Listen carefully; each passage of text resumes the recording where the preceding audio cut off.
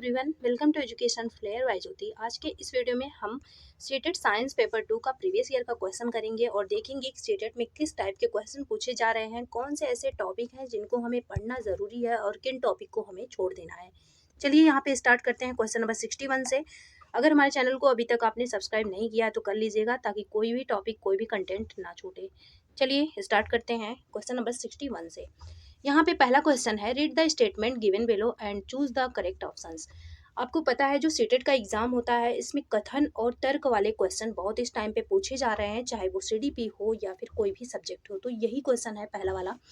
यहाँ पे पहला कथन जो है वो है, एक ताप दीप्त बल्ब का जो तंतु होता है, फिलामेंट होता है, वो किसका बना होता है? टंगस्टन का बना होता है। तो आपको पता है जो फिलामेंट होता है वो किसका बना होता है? टंगस्टन का बना होता है, तो ये तो सही है। फिर है, टंगस्टन का निम्न प्रतिरोध और उच्च गलांक होता है। अब ये टंगस्टन के बारे में हम देखते हैं कि ये फिलामेंट जो होता है वो टंगस्टन का ही क्यों बना होता है। कुछ तो ऐसी चीज़ें होंगी टंगस्टन के अंदर जिस वजह से ये बना है। जो आपका टंगस्टन होता है, इसमें इसकी जो मेल्टिंग पॉइंट होती है वो हाई होती है। मेल्टिंग पॉइंट हाई होती है, और जो कि बल्ब के फिलामेंट के लिए चाहिए। बल्ब का जो फिलामेंट है उसको बनाने के लिए मेल्टिंग पॉइंट क्या चाहिए? हाई चाहिए।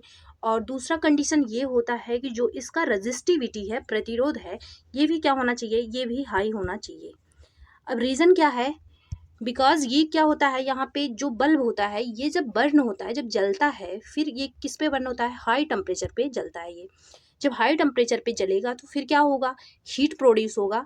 और जब हीट प्रोड्यूस होगा तो वो जो पूरा बल्ब है ये गर्म होके फटे ना, इसलिए क्या होना चाहिए? जो रजिस्टिविटी है ये हाई होना चाहिए। ये आपका बल्ब है, ये गर्म होके फटे ना, इसलिए क्या होना चाहिए? रजिस्टिविटी हाई इसका होना चाहिए। तो यहाँ पे जो तर्क है, टंगस्टन का जो प्रतिरोध होता है निम्न होता है, ये कथन गलत, ये तर्क जो है गलत है। इसका रजिस्टिविटी भी हाई होना चाहिए, मेल्टिंग पॉइंट भी हाई होना चाहिए, ताकि जब ये हाई टेम्परेचर पे बर्न हो तो क्या हो? ये फटे ना। तो इसका ये वाला गलत है, ये वाला सही है। ऑप्शन नंबर सेकंड वाला सही हो जाएगा। ए सही है एंड आर वाला जो है ये क्या है? ये गलत है। अब यहाँ से एक और क्वेश्चन बनता है फ्यूज से। इसी टाइप का फ्यूज का भी कॉन्सेप्ट होता है, बस थोड़ा सा इससे डिफरेंस होता है। जो फ्यूज होता है वो क्या होता है? वो एक सेफ्टी के लिए घर में यूज़ किया जाता है फ्यूज को। फ्यूज बनाने के लिए क्या होता है? टिन और लेड का प्रयोग किया जाता है। ये जो टिन होता है और लेड होता है, इसका प्रयोग किया जाता है। और इसकी खासियत क्या होती है? इस जो फ्यूज़ बनता है उसमें जो फिलामेंट होता है उसका जो मेल्टिंग पॉइंट है, मेल्टिंग पॉइंट वो क्या होना चाहिए? वो लो होना चाहिए। आप सभी नोट डाउन कर लीजिएगा, क्योंकि कन्फ्यूज़न यहाँ पे हो सकता है। मेल्टिंग पॉइंट इसका क्या होना चाहिए? लो होना चाहिए। जबकि जो रजिस्टिविटी है ये क्या होना चाहिए? ये हाई होना चाहिए। और बल्ब में क्या हो रहा था? दोनों हाई होने चाहिए। यहाँ पे रजिस्टिविटी तो हाई होनी चाहिए, रीज़न वही है कि गर्म ना हो ज़्यादा। और ये जो मेल्टिंग पॉइंट है वो लो होना चाहिए, ताकि कोई भी आपके घर, मतलब कि किसी के भी घर में कोई भी मिस हैपनिंग जब हो, कोई भी मतलब खतरे खतरे वाली चीज़ हो, तो क्या हो? वो जो फिलामेंट है, जो तंतु है, फिलामेंट है, वो क्या हो? वो मेल्ट हो जाए, और मेल्ट होके जो इलेक्ट्रिक सप्लाई है वो क्या कर दे? बंद कर दे, ताकि घर में कुछ भी मतलब मिस हैपनिंग होने से बच जाए। इसीलिए फ्यूज़ का यूज़ किया जाता है और मेल्टिंग पॉइंट लो रखा जाता है, ताकि कोई इस सेफ्टी के लिए रखा जाता है, ताकि कोई भी मिस हैपनिंग हो उस टाइम पे क्या हो? ये जो तंतु है, फिलामेंट है, वो मेल्ट हो जाए, और जो इलेक्ट्रिक सप्लाई है घर में वो क्या हो जाए? बंद हो जाए। तो ये फ्यूज़ के लिए। और इसमें जो बल्ब का फिलामेंट होता है, इससे हर बार क्वेश्चन बनता है। एक और चीज़ देख लीजिए, ये जो बल्ब होता है इसका जो खोज है वो किसने किया था? एडिसन ने किया था, थॉमस एडिसन ने किया था। और जो किस सन में किया था ये भी कभी कभी पूछ लिया जाता है। 1869 में हुआ था। 1869 में थॉमस एडिसन ने किया था। नेक्स्ट अब हम क्वेश्चन देखते हैं। इससे जितने भी क्वेश्चन बन सकते हैं सारे मैं बता चुकी हूँ, फ्यूज का भी बता चुकी हूँ। फ्यूज के लिए वही है। हाँ, एक फ्यूज में एक चीज़ें और होती हैं जो छूट गई। फ्यूज में ये पूछा जाता है कि जो कॉपर वायर होता है, जैसे मैं बोली कि ये किसका बना बना होता है? लेड का बना होता है और टिन का बना होता है। वहीं पूछा जाता है कि फ्यूज का जो फिलामेंट होता है उसको रेड और टिन से ही क्यों बनाया जाता है? क्यों जो है कॉपर का नहीं बना होता? जो कॉपर होता है उसका क्यों नहीं बनाते हैं? तो इसलिए इस कॉपर का नहीं बना होता है, क्योंकि इसका जो मेल्टिंग पॉइंट होता है ये क्या होता है? हाई होता है। कॉपर का क्या होता है? मेल्टिंग पॉइंट हाई होता है। इसलिए कॉपर हम मतलब फ्यूज के फिलामेंट के लिए नहीं यूज़ कर सकते, क्योंकि ये मेल्टिंग पॉइंट हाई होता है, ये सेफ नहीं करेगा। ये जब भी मिस हैपनिंग कुछ भी होगा, कुछ भी खतरा होगा, तो ये जो इलेक्ट्रिक सप्लाई है उसको बंद करने में क्या होगा, सक्षम नहीं होगा। इसलिए कॉपर वायर जो है फ्यूज वायर के रूप में यूज़ नहीं किया जाता है। ये क्वेश्चन बनता है कि कॉपर वायर फ्यूज वायर के रूप में यूज़ क्यों नहीं होता, क्योंकि because it has a high melting point. इसके पास क्या है, जो मेल्टिंग पॉइंट है वो हाई है। ये भी क्वेश्चन बनता है, नोट डाउन कर लीजिएगा। इसीलिए जो कॉपर वायर है वो फ्यूज वायर के तौर पे यूज़ नहीं होता। हम नेक्स्ट क्वेश्चन देखते हैं, 62 है। यहाँ पे है metal oxide are basic in nature. जो मेटल ऑक्साइड होता है वो क्या होता है, वो बेसिक होता है, किसमें, नेचर में होता है। फिर बोला जा रहा है कि यहाँ पे वायु क्या होती है, गर्म होने पर फैलती है। यहाँ पे हमें करना क्या है, हमें बताना है कि ऑब्जर्वेशन क्या है और यहाँ पे इन्फ्रेंस क्या है। हिंदी वाला हम पढ़ लेते हैं। अगर अवलोकन ओ द्वारा निरूपित है एवं जो अध्याहार है, निष्कर्ष है, वो क्या है, आई द्वारा निरूपित है, तो निम्नलिखित में से कौन सा कथन सही है। इसमें हमें बताना है कि कौन सा कथन यहाँ पे सही है। इसमें से क्या ऑब्जर्वेशन है, क्या अवलोकन के अंदर आएगा और क्या निष्कर्ष के अंदर आएगा, यही हमें बताना है। क्या अवलोकन है, ये जो चारों स्टेटमेंट दिए गए हैं इसमें से अवलोकन क्या है और निष्कर्ष क्या है। अवलोकन क्या होता है, हम कुछ कर रहे हैं, इसके बाद हमें जो निष्कर्ष, जो हमें मतलब हम ऑब्जर्व करेंगे वो क्या होगा, अवलोकन होगा। धातु ऑक्साइड प्रकृति में क्षारकीय होते हैं। इसमें हम कोई एक्सपेरिमेंट कर रहे हैं, नहीं, हम डायरेक्ट जो है निष्कर्ष पे, इन्फ्रेंस पे पहुंच जा रहे हैं कि हाँ ये क्या होते हैं, क्षारकीय, मतलब कि बेसिक होते हैं। तो ये क्या है, ये निष्कर्ष है। ये क्या है, ये निष्कर्ष है, पहला वाला। यहाँ पे मैं मिटा देती हूँ, बहुत ज़्यादा हो गया है। पहला क्या है, पहला निष्कर्ष है, और निष्कर्ष को किससे दिखाना है, आई से दिखाना है। मतलब कि पहला क्या है, ए क्या है, आई है। फिर है दूसरा पढ़ेंगे, वायु गर्म होने पर फैलती है। इसमें भी कोई एक्सपेरिमेंट नहीं हो रहा है, बस बताया जा रहा है कि हाँ वायु है, गर्म होने पर फैल जाती है। तो ये भी क्या हो गया, ये भी एक निष्कर्ष हो गया, इन्फ्रेंस हो गया। फिर है कार्बन डाइऑक्साइड प्रवेश कराने पर चूने का पानी क्या हो जाता है, दूधिया हो जाता है। अब यहाँ पे प्रयोग करने वाली बात हो रही है कि इसको जब डालते हैं हम, तो जो चूने का पानी होता है वो दूधिया हो जाता है। तो ये क्या है, ये एक अवलोकन है। अवलोकन को किससे दिखाना है, ओ से दिखाना है, ऑब्जर्वेशन है, ये ओ है। फिर है सोडियम हाइड्रोक्साइड और हाइड्रोक्लोरिक अम्ल एक दूसरे को उदासीन कर देते हैं। तो ये क्या है, ये भी क्या है, एक इन्फ्रेंस है, निष्कर्ष है। इसमें कोई एक्सपेरिमेंट नहीं हो रहा है इसमें, जबकि हो रहा है इन्फ्रेंस। ये भी है, ये भी क्या है, आई है। अब हम देख लेते हैं, ए आई है, बी आई है और डी भी आई है। मतलब कि ये वाला आई क्या क्या है, ए बी डी, और सी वाला जो है वो ओ है। ऑप्शन नंबर सेकंड वाला सही हो जाएगा। ओनली इसमें जो सी वाला ये ऑप्शन है वो क्या है, ऑब्जर्वेशन है। बाकी इसके अलावा सारे क्या है, इन्फ्रेंस है। ऑप्शन नंबर सेकंड वाला यहाँ पे सही हो जाएगा। नेक्स्ट क्वेश्चन हम देखते हैं, क्वेश्चन नंबर 63 है। निम्नलिखित में से कौन सा ताप के चालन के बारे में सही नहीं है। जो ट्रांसफर ऑफ हीट जब होता है वो तीन मेथड से होता है। एक तो होता है कन्वेक्शन, दूसरा होता है कंडक्शन, तो यही यहाँ पे कंडक्शन की बात हो रही है, चालन जिसे बोलते हैं, इसे हिंदी में बोलते हैं संवहन। और तीसरा होता है रेडिएशन, तीसरा होता है रेडिएशन। तो यही बोला जा रहा है, जो कंडक्शन होता है क्या वो इसमें गैस, मतलब कि किस में होता है, इसमें कंडक्शन के बारे में क्या सही है और क्या नहीं सही है। और यहाँ पे रेडिएशन, कन्वेक्शन, कंडक्शन और रेडिएशन, ये ट्रांसफर ऑफ हीट के क्या है, प्रोसेस है। इन तीन प्रोसेस से हीट का ट्रांसफर एक बॉडी से दूसरे बॉडी में, या मेटल से मेटल में, कुछ भी ले लेते हैं हम, उसमें होता है। इसमें मैं आपको बता दूं, ये जो रेडिएशन होता है इसमें मीडियम की ज़रूरत नहीं होती। ये पूछा जाता है, जो रेडिएशन होता है इसमें मीडियम की ज़रूरत नहीं होती। एज एग्जांपल आप लीजिए, जो सूर्य का प्रकाश है वो पृथ्वी पे आती है, तो क्या निर्वात से होती हुई नहीं आती है। हाँ, हर जगह वायुमंडल ही थोड़ी ना है, निर्वात भी पड़ता है। तो जो प्रकाश है, जो सूर्य का हीट है, वो पृथ्वी तक हमें फील तो होता है ना। तो वही है जो रेडिएशन, तो वो किस प्रोसेस से आता है, सूर्य का प्रकाश पृथ्वी पे रेडिएशन के द्वारा आता है। तभी तो बोलते हैं रेडिएशन आ रहा है, रेडिएशन के द्वारा ही ये आता है, जिसे हिंदी में बोला जाता है विकिरण।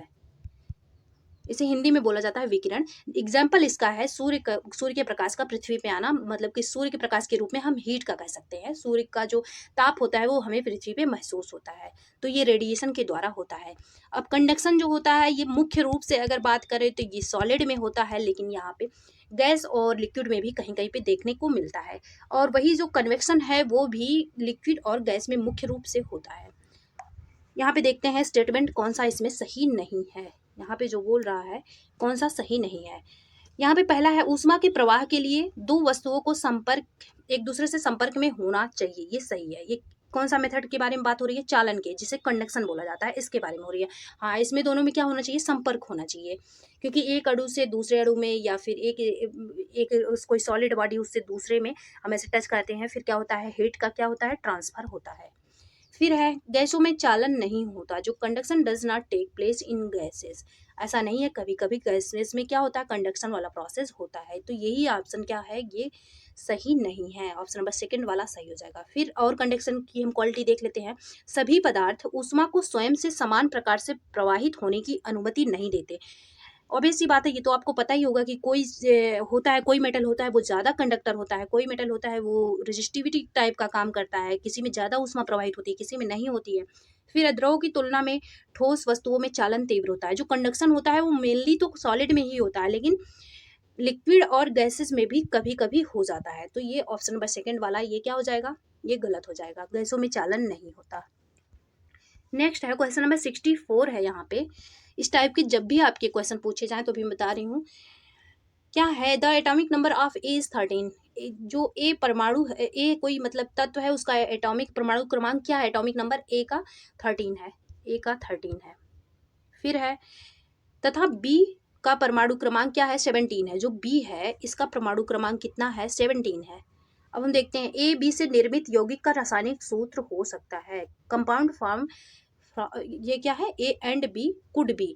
जो ए और बी से कंपाउंड बन रहा है उसका मतलब कि रासायनिक सूत्र, केमिकल फार्मूला क्या हो सकता है? यहाँ पे हम देखते हैं, इसको निकालने का एक तरीका होता है।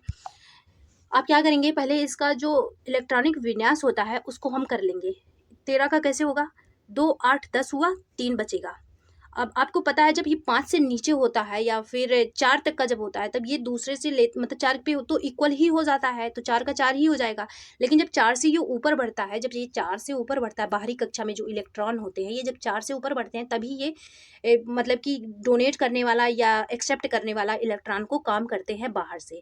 लेकिन ये 4 से कम है, 3 है, तो इसका जो वैलेंस इलेक्ट्रॉन होगा वो लास्ट में वो क्या होगा? वो 3 ही होगा। तो ये ए कितना हो गया? ए 3 हो गया। अब हम इसका देखते हैं बी का। इसका क्या होगा? इसका होगा 2 8 10 हुआ। अब लास्ट वाला जो सेल है इसमें 7 इलेक्ट्रॉन होंगे। अब ये 4 से ऊपर है तो ये क्या करेगा? खुद को जो है बैलेंस करने के लिए एक इलेक्ट्रॉन बाहर से क्या कर लेगा? ले लेगा। ये बाहर से एक इलेक्ट्रॉन बाहर से क्या करेगा? ऑब्जर्व करेगा। तो इसकी जो वैलेंसी हो जाएगी वो क्या होगी? 1 हो जाएगी, क्योंकि ये खुद को बैलेंस रखने के लिए एक इलेक्ट्रॉन बाहर से ले रहा है, जबकि इसका बैलेंस इलेक्ट्रॉन यही था। तो बी का कितना हो जाएगा? 1 हो जाएगा। अब आपको पता है कि यहाँ पे देखिए आप, ये जो होता है,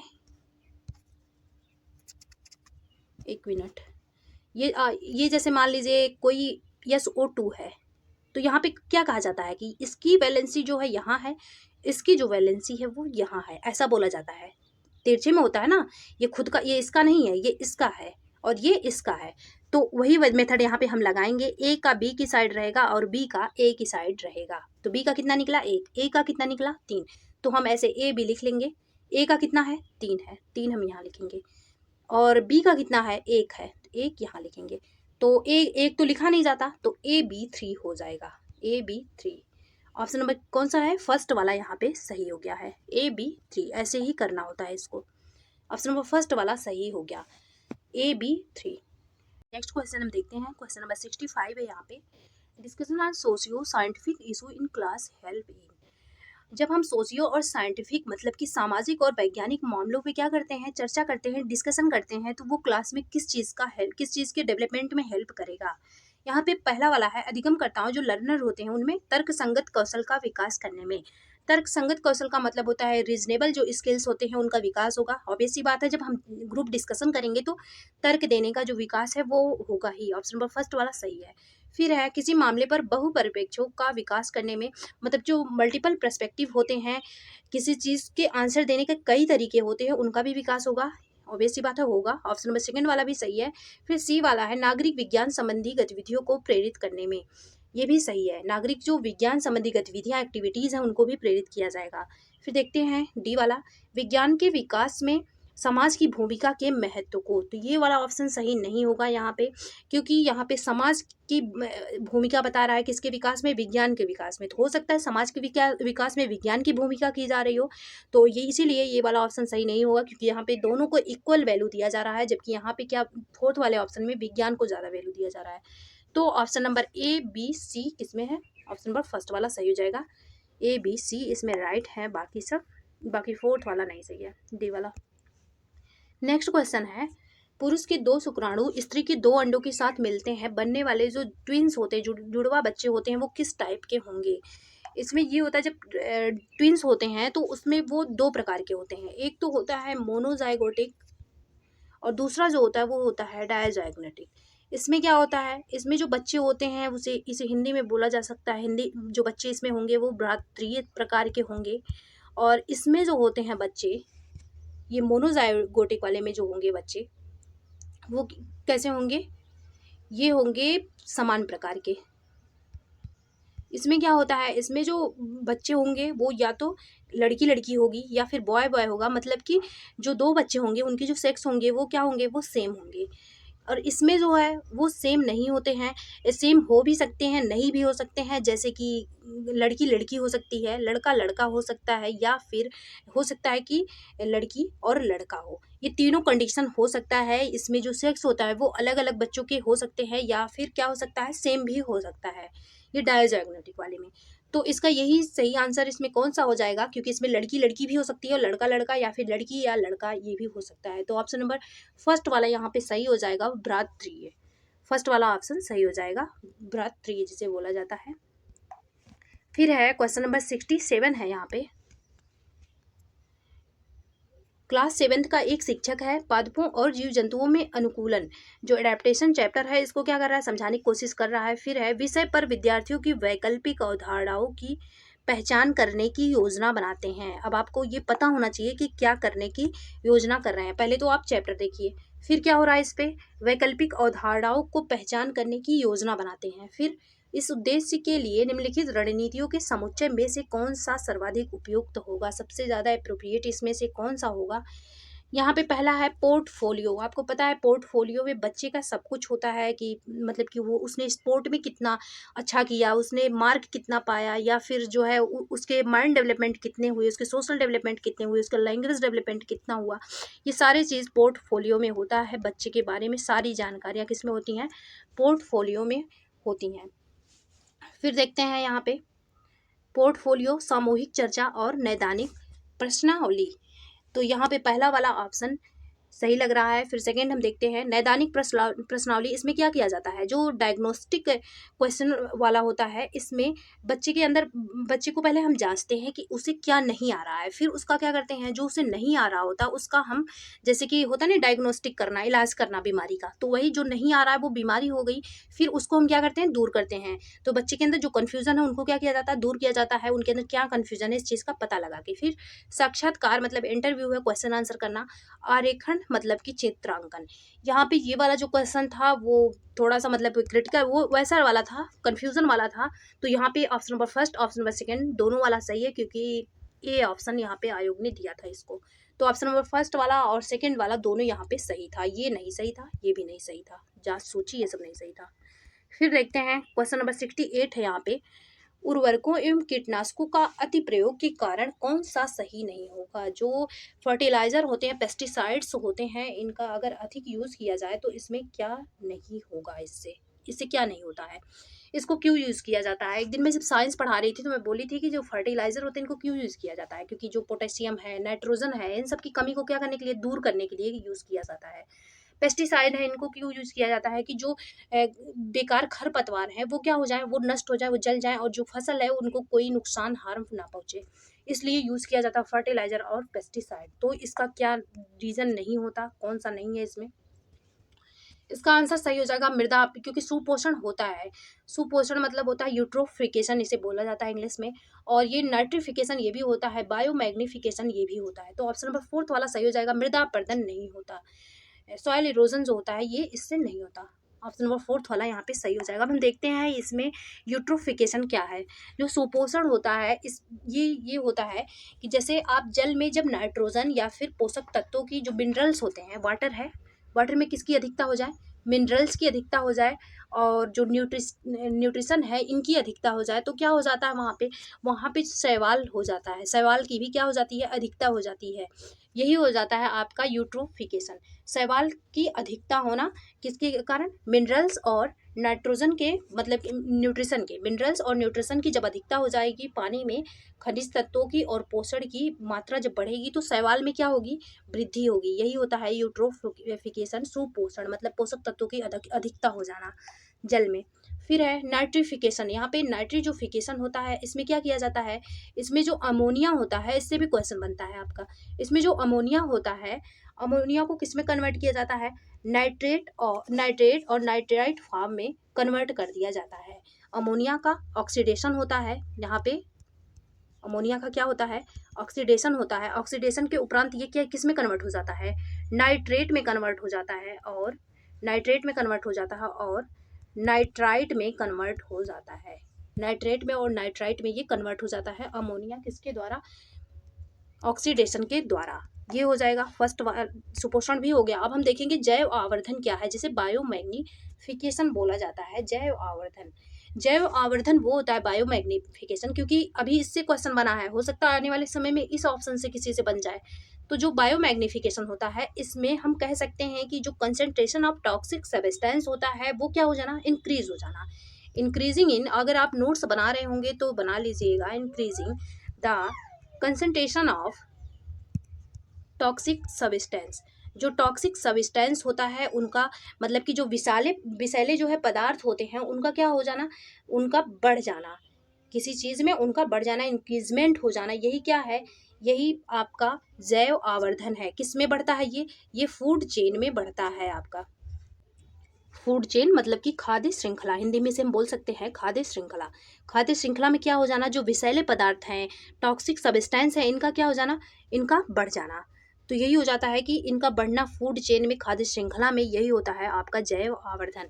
अब ये जो टॉक्सिक सब्सटेंस है ये हो क्या सकते हैं, ये जैसे आपके मरकरी हो सकता है, मरकरी हो सकता है। और आपको पता होगा जो इंसेक्टिसाइड और पेस्टिसाइड के रूप में यूज़ किया जाता है, जिसे हम क्या बोलते हैं, डीडीटी, इनका बढ़ जाना, डीडीटी का बढ़ जाना, पीसीबीएस का बढ़ जाना। अब आपका काम है इसका फुल फॉर्म जाके देख लीजिएगा दोनों का। डीडीटी का बढ़ जाना, पीसीबीएस का बढ़ जाना, इन सब चीज़ों का बढ़ जाना फूड चेन में, किस में बढ़ेगा, ये फूड चेन में बढ़ेगा। यही क्या होता है, यही जैव आवर्धन होता है, बायोमैग्निफिकेशन होता है। और ये सभी क्या है, डीडीटी, ये पेस्टिसाइड और इंसेक्टिसाइड है, यही होता है। इसमें ऑप्शन नंबर फोर्थ वाला सही हो जाएगा। नेक्स्ट क्वेश्चन देखते हैं, क्वेश्चन नंबर 69 है, which of the following is true regarding scientific investigation. किसके रिगार्डिंग, साइंटिफिक जो इन्वेस्टिगेशन होता है, अन्वेषण पूछताछ होता है, उसके रिगार्डिंग कौन सा इसमें से क्या है, सही है, ट्रू वाला लगाना है। परिणाम क्रिया विधि द्वारा प्रभावित नहीं होते। जो परिणाम है क्या वो क्रिया विधि द्वारा प्रभावित होते हैं या फिर नहीं, तो ये होते हैं, ऑब्वियस सी बात है ये होते हैं। फिर है किसी अनुसंधान और अन्वेषण में सामाजिक संदर्भ प्रभावित कर सकते हैं। जो अनुसंधान होता है या अन्वेषण होता है उसमें जो सामाजिक संदर्भ होते हैं क्या वो प्रभावित कर सकते हैं, तो ये भी हो जाएगा। फिर आंकड़े और साक्ष्य समान नहीं होते। जो आंकड़े और साक्ष्य होते हैं वो क्या होते हैं, समान नहीं होते। फिर फोर्थ वाला है, कोई भी सार्वत्रिक या सर्वव्यापी वैज्ञानिक विधि नहीं है। ऐसी कोई वैज्ञानिक विधि नहीं सर्वव्यापी हो, ऐसा कहा जा रहा है। तो और इसमें से पूछा जा रहा है कि सही कथन क्या है, इस बात पे आप ध्यान रखिएगा, सही वाला पूछा जा रहा है या फिर गलत वाला पूछा जा रहा है। तो फर्स्ट जो ऑप्शन है कि अगर कोई मान लीजिए रिजल्ट है, कोई मान लीजिए रिजल्ट है, अब परिणाम कैसे आता है, मान लीजिए आप कोई एक्सपेरिमेंट कर रहे थे, इसका क्या आया, इसका परिणाम आया, तो क्या एक्सपेरिमेंट में जो आप क्रिया कर रहे थे ये इस परिणाम पे, ये जो रिजल्ट आया है इसको प्रभावित नहीं करेगा, करेगा। तो ये ऑप्शन क्या है, पहला वाला गलत है, ये करेगा। पहला वाला गलत हो गया। फिर सेकंड वाला है किसी संधान अन्वेषण में सामाजिक संदर्भ प्रभावित करते हैं, बिल्कुल करेगा। फिर है आंकड़े और साक्ष्य क्या होते हैं, समान होते हैं। जो आंकड़े होते हैं और जो प्रमाण होते हैं वो समान होते हैं, नहीं। आंकड़े जैसे कि 1 2 3 या फिर कोई भी चीजें निकली, ये आंकड़ा है। और जो साक्ष्य है वो क्या होता है, साक्ष्य एक प्रकार का प्रूफ हो सकता है। तो ये दोनों इक्वल चीज नहीं है, ये दोनों अलग अलग है, तो ये भी गलत है। फिर कोई भी सर्वव्यापी वैज्ञानिक विधि नहीं है, ये सही है। तो इसका सही आंसर हो जाएगा ये वाला, ये वाला नहीं, ये वाला गलत है। B and D, option number first वाला यहाँ पे सही हो जाएगा, बी एंड डी वाला। फिर है क्वेश्चन नंबर 70 है, एक कार में ओडोमीटर मापता है। जो ओडोमीटर है वो क्या मापता है, डिस्टेंस मापता है। ऑप्शन नंबर यहाँ पे फोर्थ वाला क्या हो जाएगा, सही हो जाएगा।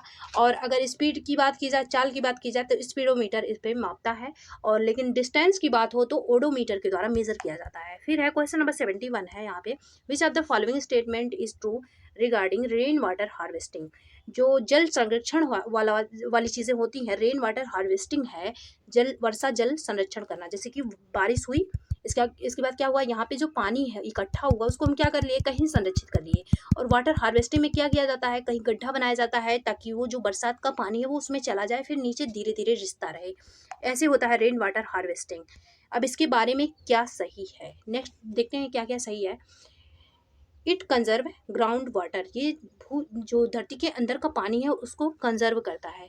ऑब्वियस सी बात है, हम इसीलिए हम ऐसा बना रहे हैं ताकि जो पानी है वो क्या कर सके, वो बच सके। तो ए वाला क्या है, सही है।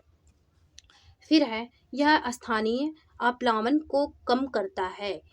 इट रिड्यूस लोकल फ्लडिंग, और इसका मतलब ये होता है बाढ़। फ्लड का मतलब होता है बाढ़। जो स्थानीय बाढ़ मतलब गांव वगैरह में बाढ़ आ जाते हैं, जो नदियों के किनारे गांव होते हैं वहां पे जो बाढ़ आ जाते हैं उनको क्या करता है, कम करता है। जब बरसात का पानी उस नदी में ना इकट्ठा होगी, क्या कहाँ किसी गड्ढे में इकट्ठा होगी, वो धरती के अंदर ऐसे रिसेगा, तो वो जो नदियों के द्वारा या फिर बरसात के पानी के द्वारा जो बाढ़ आता है वो कम होगा। तो ये क्या करते हैं, सही है, ये बाढ़ को भी फ्लड को भी कम करते हैं। ये जल निकास संबंधी समस्याओं को उत्पन्न करते हैं, ये गलत है। हम इसीलिए इनको मतलब कि बचा रहे हैं, वाटर हार्वेस्टिंग इसीलिए हो रहा है ताकि हमारे जो रिसोर्सेज हैं, हमारे संसाधन वो क्या रहें, बचे रहें, सेफ। तो ये गलत है, ये हमें मिलते रहें। फिर है इसका उपयोग फसलों की सिंचाई के लिए होता है, इरिगेशन के लिए। ऑब्वियस सी बात है, इरिगेशन के लिए यहाँ पे होगा। ये वाला ये वाला ये वाला सही है, इससे सिंचाई भी होगी। ऑप्शन नंबर सेकंड वाला यहाँ पे सही हो जाता है, A B and D. Next question देखते हैं, क्वेश्चन नंबर 72 है यहाँ पे। इसके लिए आप एक देख लीजिए थोड़ा सा, अगर आपको आंसर लगाना है यहाँ पे क्या है, पहले identify the mirrors on the basis of information given below given in the following table. जो फॉलोइंग टेबल में इंफॉर्मेशन दिए गए हैं यही बोल रहा है कि इसी के अकॉर्डिंग आप लगाइए कि ये जो वर्चुअल और इरेक्ट इमेज बन रहा है सेम एज ऑब्जेक्ट, ये किस लेंस के द्वारा बनेगा, किस मिरर की बात हो रही है, किस मिरर के द्वारा बनेगा। तो मिरर की जब बात हो तो आप एक चीज़ याद रख लीजिएगा, अगर कॉनकेव की बात हो तो आप RI याद रखिएगा बस, रियल इन्वर्टेड। और जो कॉन्वेक्स होता है अगर उसकी, हालांकि इसमें है बहुत चीज़ें, ये हर जगह नहीं लागू होगा, लेकिन आपके आंसर के लिए ये पर्याप्त रहेगा। कॉनकेव के लिए क्या है, रियल इन्वर्टेड, और कॉन्वेक्स के लिए वर्चुअल इरेक्ट। तो री वे ऐसे याद कर लीजिए आप, री वे। और इसको भी क्रम में याद करिए, कॉनकेव कॉन्वेक्स, कॉनकेव कॉन्वेक्स री वे, ऐसे याद करिए। इससे आपका जो, ये हर जगह नहीं लगेगा लेकिन ज़्यादातर जगहों पे क्या होगा, लगेगा। जब कंडीशन थोड़ा चेंज होंगी तो ये मतलब कि नहीं लगेगा, लेकिन हर ज़्यादातर जगहों पे लगेगा, क्योंकि आपका आंसर उतने से ये है कि आपका आंसर आ जाएगा। यहाँ पे क्या है, वर्चुअल इरेक्ट जब इमेज बने सेम एज ऑब्जेक्ट, तो क्या मैं बोली थी, VE, तो ये किसके द्वारा बनता है, ये सेम एज ऑब्जेक्ट दिया गया। यही जो VE है यही प्लेन मिरर के द्वारा भी बनता है, यही प्लेन मिरर के द्वारा बनता है। लेकिन इसमें क्या बोला गया है, सेम एज ऑब्जेक्ट। ऑब्जेक्ट के क्या होना चाहिए, जो प्लेन मिरर होता है आपको पता होगा उससे जो इमेज बनता है वो कैसे बनता है, वो सेम एज ऑब्जेक्ट बनता है। जैसे कि इतना बड़ा अगर आपका ऑब्जेक्ट है तो प्लेन मिरर से जो इमेज बनेगा वो भी इतना बड़ा बनेगा। तो यही है, सेम एज ऑब्जेक्ट दे दिया तो आप क्या लगाएंगे, वर्चुअल और इरेक्ट, तो आप लगाएंगे प्लेन मिरर। तो यहाँ पे ए क्या हो जाएगा, ए हो जाएगा प्लेन मिरर, ये प्लेन मिरर हो जाएगा, पहला हो जाएगा प्लेन मिरर। फिर दूसरा देखते हैं रियल इन्वर्टेड, री के लिए मैं क्या बोली थी, कॉनकेव बोली थी। तो ये क्या हो जाएगा, सेम एज ऑब्जेक्ट दिया है लेकिन रियल इन्वर्टेड है, और जो प्लेन मिरर से बनता है, प्लेन मिरर का याद रखिएगा, जो प्लेन मिरर से इमेज बनता है वो वर्चुअल बनता है, इरेक्ट बनता है और सेम एज ऑब्जेक्ट बनता है प्लेन मिरर से। अब देखिए रियल इन्वर्टेड ये किससे बनेगा, ये कॉनकेव से बनेगा, कॉनकेव। कॉनकेव से बनेगा, ये सेकंड वाला कॉनकेव हो जाएगा। फिर है सी वाला रियल इन्वर्टेड, फिर हो गया इनलार्ज हो गया, फिर ये भी क्या है, ये भी कॉनकेव है, क्योंकि जब जो होता है वक्रता केंद्र उसके बाद रखेंगे तो लार्ज बनेगा। फिर वर्चुअल और इरेक्ट, वर्चुअल इरेक्ट किससे किससे बनता है, एक तो प्लेन मिरर से बनेगा, लेकिन उसमें क्या रहेगा, सेम एज ऑब्जेक्ट रहेगा। यहाँ पे सेम एज ऑब्जेक्ट नहीं दिया है, तो यहाँ पे क्या हो जाएगा, कॉन्वेक्स हो जाएगा। लास्ट वाला क्या रहेगा, कॉन्वेक्स रहेगा। अब चलिए देखते हैं हम क्या क्रम होना चाहिए, plane mirror, concave, concave, convex. Plane mirror पहले में है, इसमें भी है, लेकिन इसमें कॉन्वेक्स दे दिया। ये सेकंड वाला प्लेन मिरर है, कॉनकेव है, कॉनकेव है, फिर क्या है, कॉन्वेक्स है। ऑप्शन नंबर सेकंड वाला सही हो जाएगा, प्लेन मिरर, कॉनकेव, कॉनकेव, और ये है आपका कॉन्वेक्स। तो ऑप्शन नंबर सेकंड वाला यहाँ पे क्या हो जाएगा, सही हो जाएगा। फिर से आप देख लीजिएगा अपना, ये प्लेन मिरर के द्वारा कैसे बनेगा, वर्चुअल बनेगा, इरेक्ट बनेगा, सेम बनेगा, लिख लीजिएगा, सेम एज ऑब्जेक्ट बनेगा। और लेकिन ये जो कॉन्वेक्स है उससे भी वर्चुअल और इरेक्ट ही बनेगा, ज़्यादातर यही इमेज बनेंगे, यही पूछे भी जाते हैं। और जो कॉनकेव है उससे रियल बनेगा और इन्वर्टेड बनेगा। फिर नेक्स्ट क्वेश्चन हम देखते हैं, यहाँ पे क्वेश्चन नंबर 73 है। यहाँ पे है विज्ञान कक्षा में अब सारी प्रश्नों का उद्देश्य हो सकता है, जो डाइवर्जेंट क्वेश्चंस होते हैं उनका उद्देश्य क्या हो सकता है। तो जो डाइवर्जेंट क्वेश्चन होते हैं आपको पता है कि ये इनमें ये बच्चों में इसलिए पैदा किए मतलब दिए जाते हैं ताकि बच्चों में क्या हो सके, बच्चों में जो कई नई सोच जो है वो जनरेट हो सके, नई सोच आए, नए विचार आए, नए नए तरीके आए, मतलब कि नई चीज़ें निकल के आए, यही होता है। कई तरीके से वो सोच सकें, एक प्रॉब्लम को सॉल्व करने के लिए वो कई तरीके से सोच सकें, यही होता है। इसीलिए इन प्रश्नों का यूज़ किया जाता है। तो क्या है, विश्लेषणात्मक चिंतन को प्रोत्साहित करने के लिए, क्रिटिकल जो थिंकिंग होता है इनको क्या करने के लिए, प्रमोट करने के लिए, सही है ये। फिर विद्यार्थियों को के बीच भेद करने के लिए, ये तो गलत ही लगता है। फिर है संचारण विकसित करने का, जो सी वाला है, संचारण विकसित करने का, फिर मतलब कि संप्रेषण का माध्यम विकसित करने का। फिर है प्रतिभाशाली विद्यार्थियों की पहचान करने की, जो प्रतिभाशाली विद्यार्थी होते हैं उनका जो है क्या करने के लिए, उनको आइडेंटिफाई करने के लिए, प्रतिभाशाली जो विद्यार्थी हैं। फिर है वैकल्पिक अवधारणाओं की पहचान करने के लिए, अलग अलग जो अवधारणाएं हैं उनकी क्या करने के लिए, पहचान करने के लिए, ये भी सही लग रहा है ये भी। फिर है विज्ञान में व्यक्ति निष्ठता को स्वीकार करने के लिए, क्या विज्ञान में व्यक्ति निष्ठता ही है, तो ये गलत है। तो इसका सही आंसर क्या हो जाएगा, ए वाला सही है।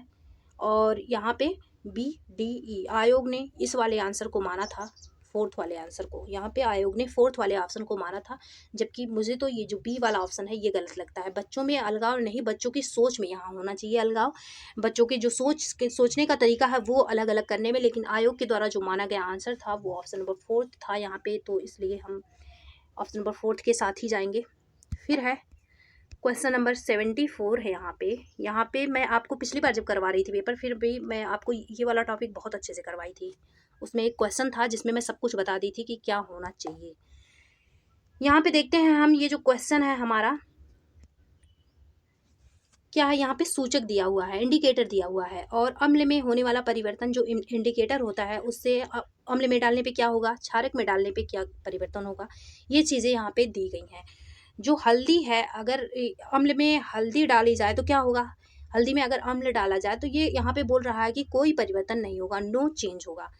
फिर वही जो क्षारक है इसमें कौन सा चेंज होगा, यहाँ पे यही हमें क्या करना है, बताना है। तो ये क्या हो जाएगा, ये ब्राउन हो जाएगा, जैसे कि मतलब कि रेडिश ब्राउन होगा, यहाँ पे ये ब्राउन हो जाएगा। हल्दी में जब क्षार को डाला जाता है, क्षार में जब हल्दी को मिलाया जाता है तो क्या होता है, ये ब्राउन हो जाता है। फिर चाइना रोज जो क्या करता है, ये अम्ल को क्या कर देता है, गहरा गुलाबी कर देता है। वहीं जो ये है बेस है, इसको क्या कर देता है, इसको ग्रीन कर देता है, इस बात को आप याद रखिएगा, ग्रीन कर देता है। फिर है ये जो फिनाल्फिन है, ये क्या करता है, ये अम्ल को कलरलेस कर देता है, यहाँ पे रंगहीन हो जाएगा, यहाँ पे रंगहीन हो जाएगा। और इसको क्या करता है, जो बेस होता है इसको पिंक कर देता है, ये याद रखिएगा। अभी यहाँ पूछा गया है, यहाँ पूछा जा सकता है आगे, बेस को क्या करेगा, फिनाल्फिन जो होता है वो पिंक कर देता है। और जो मेथिल ऑरेंज है, ये जो अम्ल है, एसिड है, इसको क्या करता है, ऑरेंज कर देता है, ऑरेंज कर देता है, मेथिल ऑरेंज। और ऑरेंज में देखिए यहाँ पे ट्रिक अभी मैं पिछली बार बताई थी, ऑरेंज में आ है ना, आ से एसिड, एसिड को क्या कर रहा है, ऑरेंज कर दे रहा है। फिर है ये जो बेस होता है इसको क्या कर देता है, इसको पिंक कर देता है। आप सभी याद रखिएगा इसको बिल्कुल। अब क्रम क्या होगा, ए बी सी डी क्रमशः है। यहाँ पे क्रम क्या हो रहा है, ब्राउन हो रहा है, फिर क्या हो रहा है, फिर ग्रीन हो रहा है, फिर यहाँ पे रंगहीन हो रहा है, फिर ऑरेंज हो रहा है। तो किस ऑप्शन में है ये, ब्राउन ग्रीन रंगहीन, ऑप्शन नंबर फोर्थ वाला, ऑप्शन नंबर फोर्थ वाला यहाँ पे थर्ड पे लग गया है। ऑप्शन नंबर फोर्थ वाला यहाँ पे सही हो जाएगा, reddish brown green colourless orange. Option number fourth वाला सही हो जाएगा। इस चीज़ को आप स्क्रीनशॉट ले लीजिएगा और देख लीजिएगा। अभी यहाँ पे पूछा गया है, फिर बाद में कहीं और पूछा जा सकता है। फिर है क्वेश्चन नंबर यहाँ पे 75 है, विज्ञान में जो जेंडर प्रति संवेदी शिक्षा शास्त्र अपरिहार्य बनाता है। ये जो मतलब जेंडर के प्रति हम अवेयर कराते हैं बच्चों को, ये सब चीज़ें मतलब किस चीज़ में हेल्प करती हैं, लिंग संबंधी संवेदनशील भाषा के उपयोग को, सेंसिटिव जो लैंग्वेज होते हैं जेंडर के रिकॉर्डिंग इसको यूज़ करने को, फिर है रूढ़िबद्ध धारणाओं की जांच परख करने में विद्यार्थियों को संलिप्त करने को। ये भी सही है, ये भी सही है। फिर है लिंग आधारित समूह बनाने को, कभी भी लिंग आधारित समूह जैसे जेंडर के हिसाब से किसी को बांटना, नॉलेज के हिसाब से किसी को मतलब बांटना नहीं है बच्चों को, इसीलिए तो मैं बोल रही थी वो ऑप्शन गलत लग रहा है। फिर विभेदीकृत निर्देश, फिर यहाँ पे निर्देश और आकलन को अलग अलग निर्देश नहीं देने हैं। फिर है यहाँ पे फर्स्ट और सेकंड वाला ऑप्शन सही हो जाएगा। ऑप्शन नंबर सेकंड वाला ए एंड बी यहाँ पे क्या होगा, सही होगा, ए और बी सही होगा। बस इतने ही क्वेश्चन थे इसमें, नहीं तो वीडियो बहुत लंबा हो जाता। बाकी की जो क्वेश्चन है नेक्स्ट वीडियो में मैं लेके आऊँगी। ओके, अगर क्लास पसंद आए तो सब्सक्राइब कर लीजिएगा, शेयर भी कर दीजिएगा। Thanks for watching.